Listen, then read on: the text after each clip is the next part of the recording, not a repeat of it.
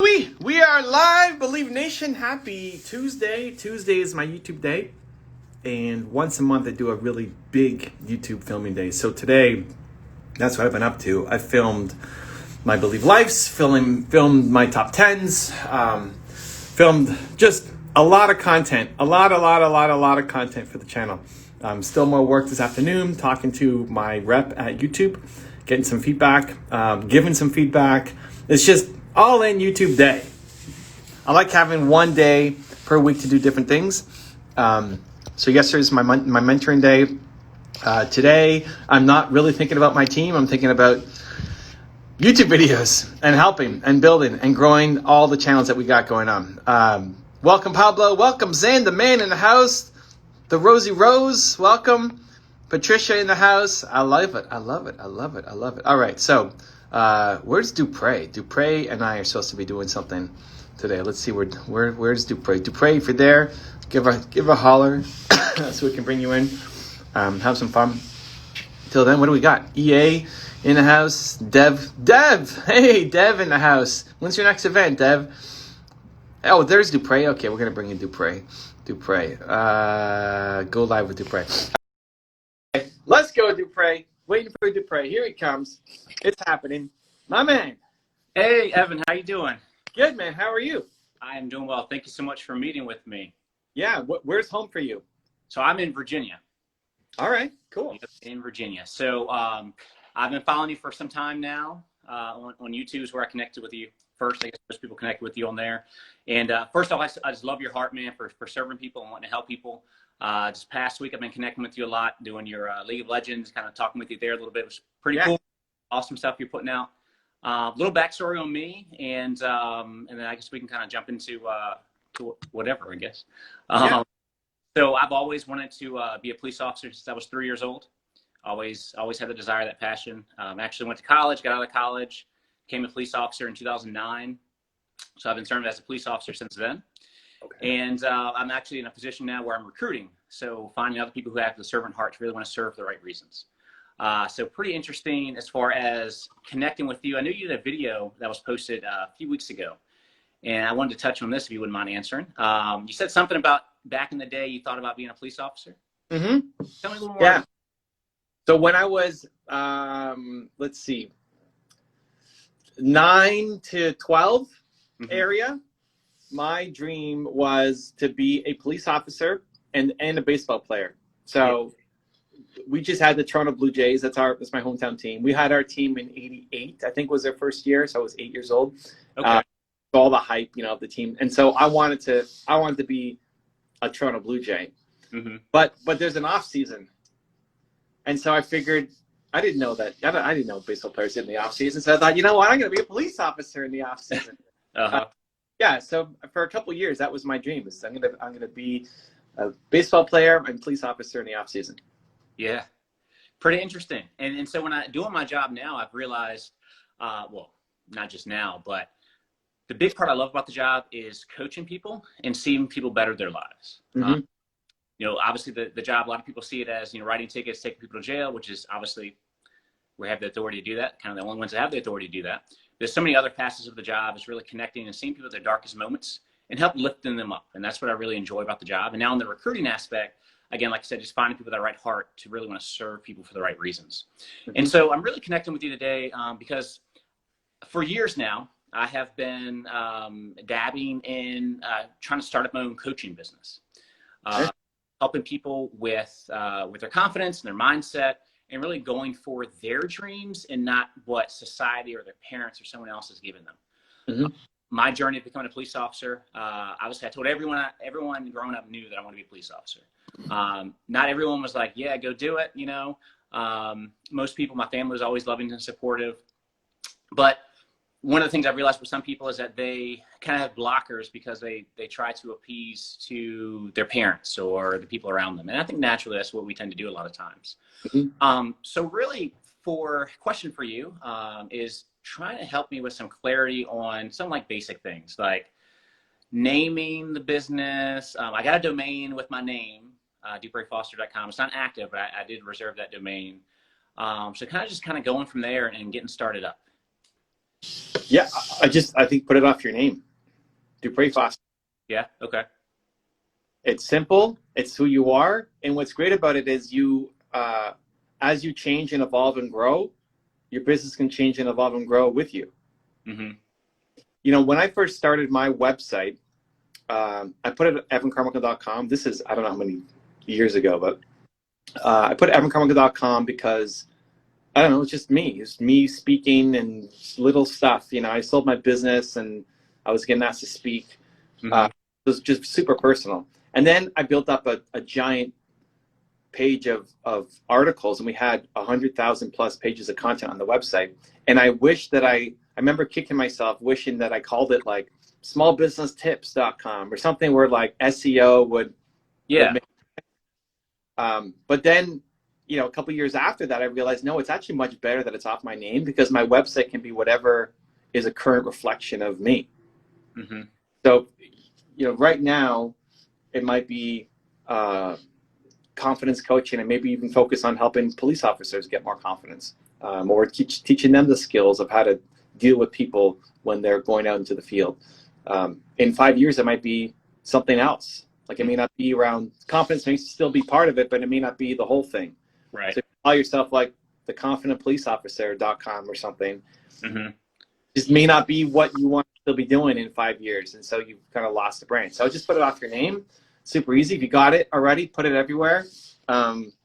Instagram, like all the accounts, try to get Duprey Foster. But if you have the domain already, just run with your personal name. It's the best option. Okay. Okay. And so I've been trying to figure out, I know for my screen name for Instagram, I've had an Instagram account for a while, never really used it too much until here recently. And I want it to be my name, but someone else has already taken that. Mm-hmm. So right now I have it, my name _ Foster, obviously. I'm not sure do you think it would be better if I would set it up as the screen name being something more focused on what I'm talking about or doing, or what's your take on that? The same thing, and put it off your name, right? So maybe you can contact the guy and buy the account. Maybe it's not expensive, you never know. Or you have your friend reach out instead of you reaching out, because you're obviously Duprey Foster, he's Duprey Foster. There's a little fight over who's the real Duprey Foster. Please stand up. Have somebody else reach out and just see what he would sell it for.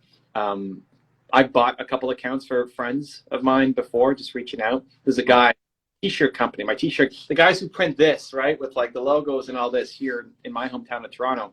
It's called Toronto Tees, and somebody else had the account and didn't do anything with it, just kind of sat on it. And so I reached out and said, hey, I'd love to, if you're not using the account, I'd love to buy it if you're up for it. Negotiated a price, bought it, and just gave it to the guy as a gift. So like, thank you for making all my merch. Here you go. Here's the account.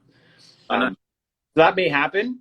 You know Brendan Burchard? I do, yep. Okay, so Brendan, friend of the channel, he wanted Brendan.com for years, and somebody else got it.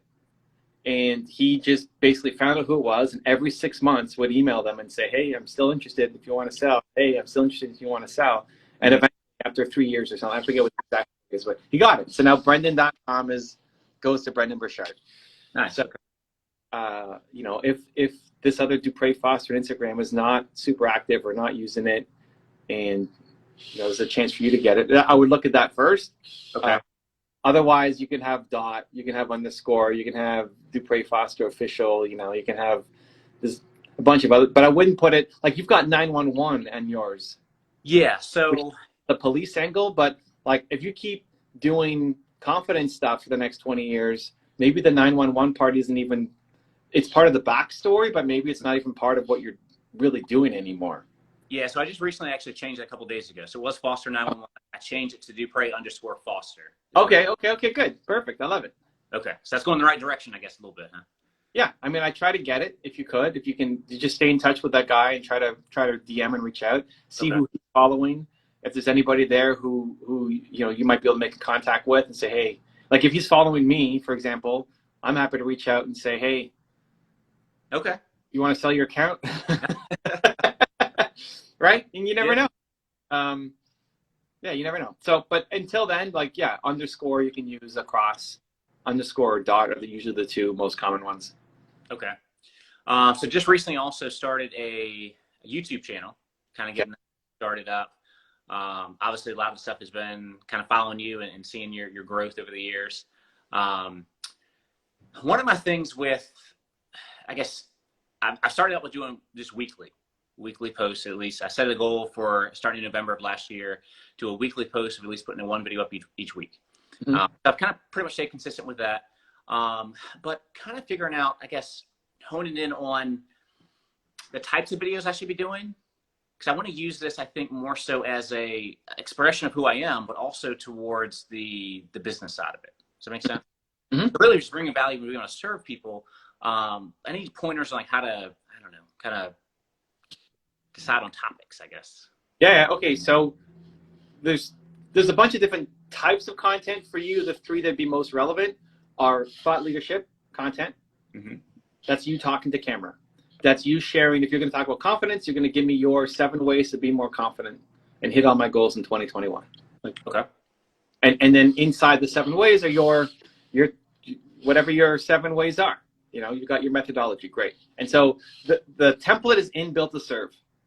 Oh yeah, I haven't gotten there yet, but okay. So like, I know you're in the Readers Club with Zain, so you'll get there. Like, follow the template. It's called the Perfect Thought Leadership Template, and it teaches you how to make a great thought leadership video. And Zain will coach you through it too afterwards, you know, inside the Readers Group and all that. But that's one style of content that you should be doing 1 video a week of that. On that, okay. Yeah. Like, even if you want to, I know that's maybe a couple of weeks ahead for where you're at, but even if you want to skip ahead just to see the template, okay, and then just try to follow it, and then when you catch up and get there, you'll have a lot more knowledge, and Zain can give you more insight into it, so it's more rich. I would skip ahead just to see the template and try to practice it, even if it may not fully make sense because you're skipping ahead in the book, but it's worth it to start.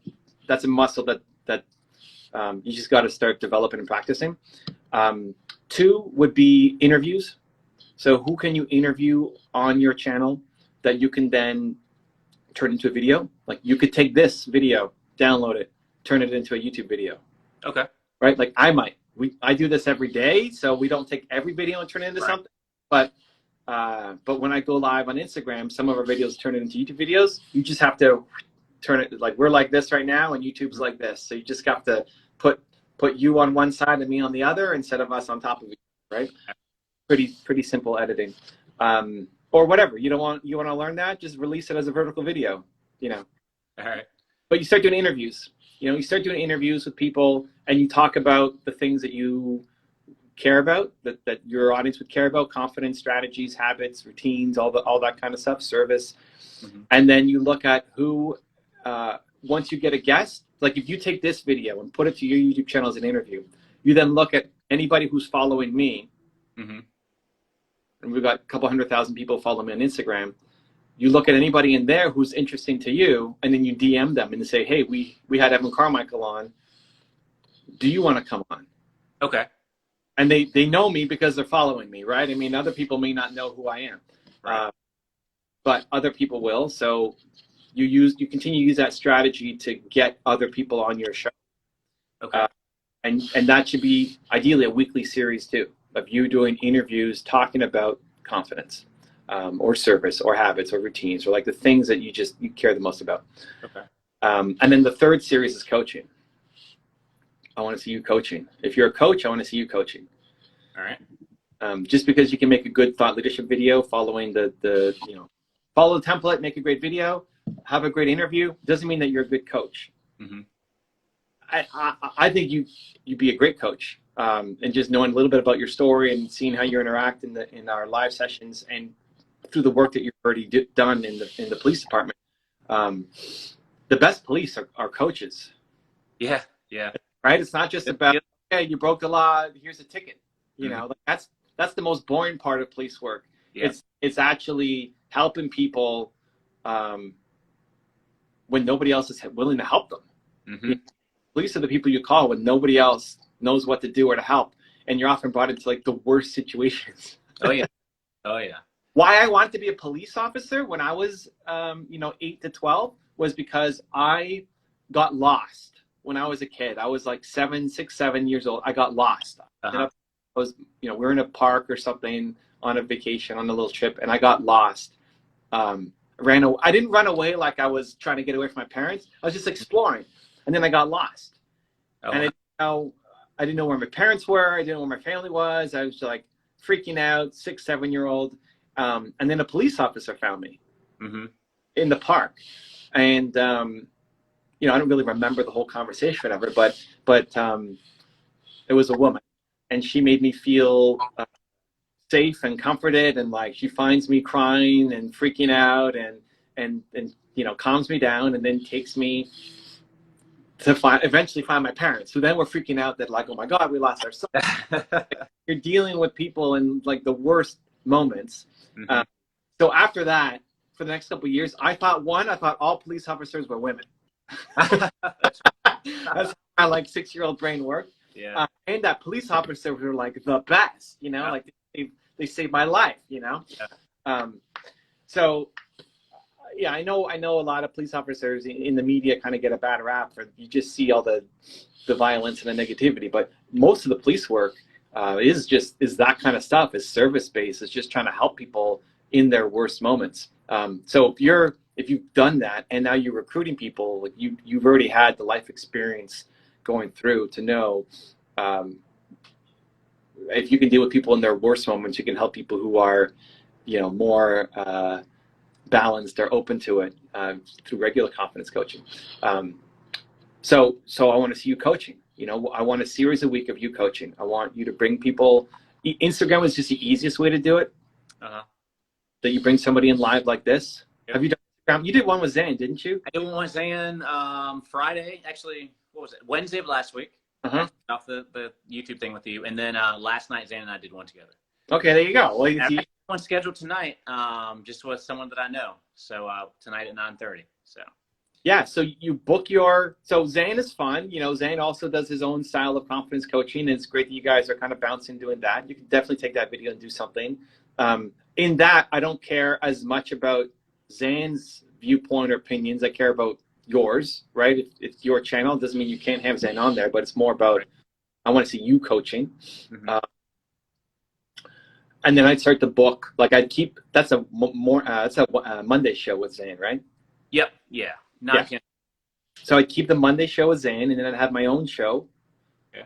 Whatever works, Wednesday, Thursday, Friday, like you pick your schedule, or Tuesdays, and you book people in who want help. Not just a conversation, right, but who want help. It's like, hey, I can help you with your confidence.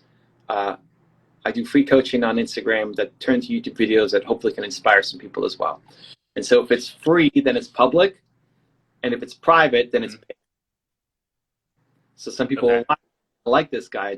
This Duprey guy, I've never heard of him, but he's speaking to me, like as he's coaching that person, I see myself in them. I want to talk to him, but I don't want it to be Instagram or YouTube. Hey, Duprey, can I hire you? Do you have a service? Right? I say, yeah. Right? So that's how you start to build it into a business. So if it's public, then it's free. And if it's private, then it's paid. Now you start getting paid to be a coach. So it's getting a roster of people to come in who need help, who want your feedback. And you just start booking those yourself. Okay. So anybody, I know your account is kind of just getting started, but anybody who does follow you on Instagram, anybody who does like or comment on any of your posts, anybody who maybe joins in on Zain's live stream, right? You message them and say, hey, if you want to join me for free live, okay, I'll help you with whatever you need help with next Thursday at 8 p.m., whatever works, right? Okay. Yeah, and then you start booking your first guests. And then eventually it just takes over, right? Like if you didn't join live here, we booked this, right, in advance, but right, if you didn't join here, there's a whole bunch of people who want to join in live and ask questions, right? So, but at the beginning, even me, I booked my own first 5 people for my Instagram show. I gotcha. Okay. So you book your first, right? And if they're friends, if there's anybody on an email list, if it's people, even if you think about in the force that you've trained or helped or any of that stuff, people who would be willing to come on to where it's a genuine coaching session, is a good chance for you to show off your coaching chops and the value. The fourth one I'd add in actually maybe for you to think about is mentoring. Okay. And this is the difference for me between mentoring and coaching is that coaching is a one-off. The coaching, when you bring somebody in like this, right? I may not see you again on Instagram Live, you know, like tomorrow somebody else and the next day somebody else, and I'll see you on YouTube. This is coaching. The mentoring is if there's somebody who you really jive with, who is just, when you start coaching, I'm sure you've already seen it in the department, where you've got some people just, they love hearing from you. They love your feedback. You love them because you know they go and take action on the things that you say. And it's so rewarding. Like the biggest reward for a mentor is to see the mentee actually do something, right? Not just listen and then walk away. It was like, no, they did the thing. You told them to do that. It was scary. They did it. And then they came back and said, Duprey, I did it. Next. And so that's what I'm mentoring. That could be a show. Okay. Where you have the same person coming back either every week or every 2 weeks or every month, and you're now helping them get to the next level. Right? Yeah, so I'd love to see that consistent content coming out of you more often. It doesn't have to take a ton of time, right? Especially in a live setting. You know, 25-minute call is a 25-minute show. The thought leadership template is more work. You know, it's more work, but worth it. I mean, the ability to deliver a concise message in front of the camera will serve you for life. Whether, you know, in 10 years YouTube's here or not, it's going to, that skill set will serve you for life. So it's worth developing. The coaching is usually the easiest spot because you already know how to coach. Right. You already know how to help people. Yeah. You may not be a star yet when you turn on the camera and the lights are there and you're kind of memorizing a message, but for coaching, you know what you're doing. So while you're developing the thought leadership muscle, you're leaning into what you're already great at, which is coaching, which will be the start of your business anyway. Coaching. Right. Like that's the easiest starting point. People pay you for coaching. Okay. Yeah, and that's one of the things I draw from too is like as a kid, I was super shy. Teachers used to send notes home to my parents. I need to talk more and those types of things. Terrified of public speaking. And so I see in my life and how it's changed over the years. A lot of people see me now as a recruiter, and it's like, well, it's a journey. Like everyone starts somewhere. And with me, there's a lot of like challenges that I had to overcome and kind of grow through. And so really just putting that back out there for people because I think sometimes, a lot of times we see people in the exterior.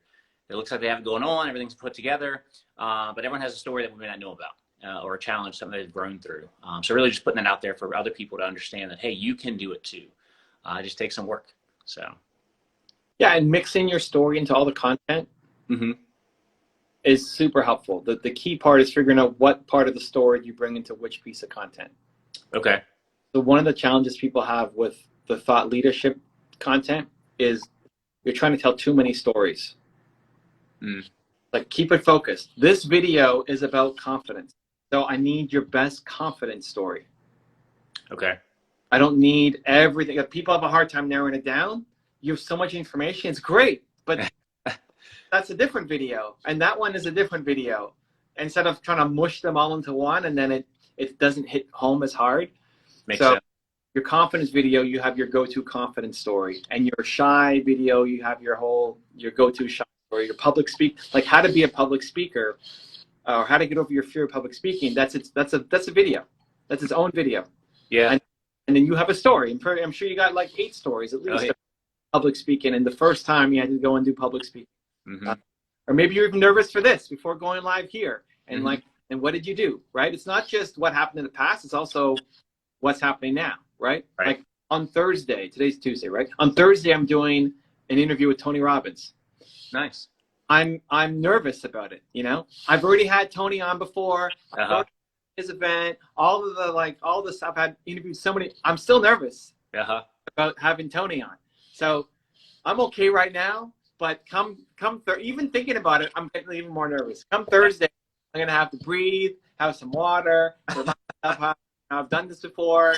go over my notes, you know, because I'm going to be nervous going into it. And it's going to be great. Tony is a super easy interview, has tons of great content, but I'm still nervous going in, right? So it's not just what you did in the past. It's also now. What are you up against? Where are you struggling? And how can people learn from it? Because I think confidence is the willingness to go and do the thing that you're afraid to do. Yeah. So it's not just showing how you used to be nervous and shy and did it, but right now, like whatever right now you're nervous or afraid to do, letting people in to say, guys, I'm super scared about doing this thing. I don't know if it's going to work out or not. I'm going to make a thought leadership video on YouTube, and it's probably going to suck. You know, my first one. But you know what? I'm gonna post it anyway to show. This guy's so pissed at Zain for deleting his videos. Because like, don't delete. What's the message, right? Only put out perfect stuff. No, like I want to see the journey. Right. Show you being nervous making a video, then go make the video, then go watch it back and see how much you cringe watching yourself back, right?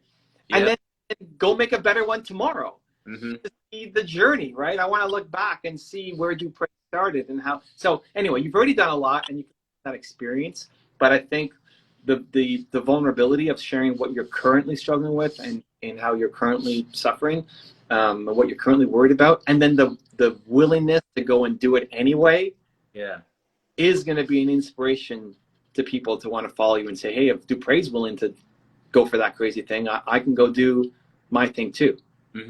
That's good. I like that. So you said Thursday you're meeting with Tony Robbins. You think that you're nervous or you're just excited? I'm nervous. Yeah. Yeah, I actually hate the switch to excited. Huh? And this is something, I'm against a lot of my contemporaries, right? A lot of big people say, don't say you're nervous, say you're excited. It's the same sensation in your body, you know, all of this stuff. Yep. I think the ultimate confidence hack is to not back down from the things that make you nervous, that make you afraid. And so I don't like to try to cheat myself of that experience to say brain hacking, oh no, I'm not nervous, I'm just excited, so I'm gonna go do it. No, I'm nervous. And you know what? Evan Carmichael does the things that make him nervous. Yeah, you do it scared. Yeah, makes sense. Because I'm nervous, now I have to do it. Not, I don't wanna trick myself to say that I'm excited. So anyway, this is different from other people. So, you know, you pick the poison that works for you.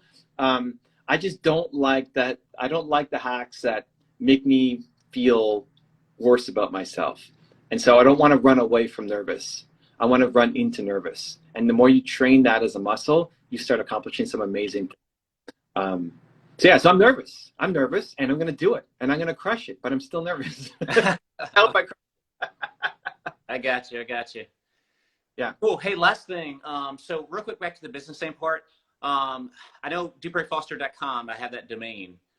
For the actual business name, would I just Duprey Foster would be the business name? Is that what you're saying? Yeah. I mean, mine is Evan Carmichael Communications Group Inc. I mean, okay. I got you. Yeah, it doesn't matter. I mean, Duprey Foster Inc. Whatever. Duprey Foster Enterprises. Duprey Foster. I think I saw somebody. It might have been Tony Robbins. I don't remember. Somebody else had Communications Group Inc. and it sounded professional. And I was 22 or something. So I said, okay, Evan Carmichael Communications Group Inc. But like nobody can, apart from where do they write the checks to, you know, like when they're sending a check or a wire transfer or something, they need to know the official company name. But otherwise, nobody cares what the name is. Yeah. Gotcha. Cool. Well, I appreciate you, Evan. Let's go, Duprey. Excited for you, man. Thanks for hopping on and cheering you on, sending you lots of love. Thank you. Take care. Okay. Cheers.